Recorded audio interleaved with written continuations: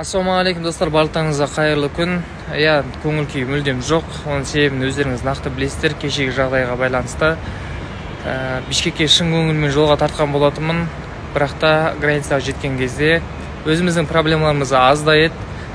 Сол видеоны көрген кезде қатты көңіл күйім түсіп, ашуланып, Айдаға жазып, қайтадан Алматыға кетіп қалғаным бар. Ол видеода яғни бір ер азаматпен Айданың тұрған видеосы. Соны мен дұрыс түсінбедім. Оның алдында проблемалар бар. Соның барлығы жиналып сол жерде жарылдым десем болады. Сол жазып Алматыға шешім қабылдап кетіп қалдым. Бірақ та түнде Айданың өзімен сөйлестім. Ол маған мән-жайдың барлығын түсіндірді. Ол жігіт кім екенін түсіндірді. Ол жігіт Айданың гиф ойнатып жатқан гифтің, былай айтқанда менеджер десек болады екен. Мен мүлдем шатастым сол жерде.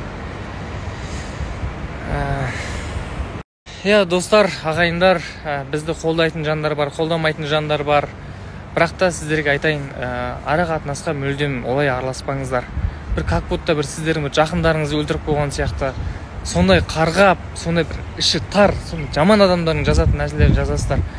Сол видеоны әрбірден кейін жіберіп жатқан, сол мені біздің ара қатынасымызды көре алмай жатқан адамдар жіберіп, қызың бүйтіп жатыр, қызың сөйтіп жатыр деп айтқандар рас. Мен сол сіздердің жіберген видеоларыңыздан көрдім. Атак мен ол балаға тіркелген емеспін. Сол баланың сторисында видео мысалшы, соны жіберген өздеріңіздер, ары қарай ушықтырған өздеріңіздер. Сол үшін ешкімнің ара қатынасына араласпаңыздар. Ал қолдап жатқан жандарға, бізді жақсы көретін жандарға әрдайым тілек білдіріп, әрдайым ұрысып қалсақ та қолдау білдіретін жандарға Алла разы болсын, сіздерге үлкен рахмет. Бірақ енді ары қарай бізде не болатыны белгісіз.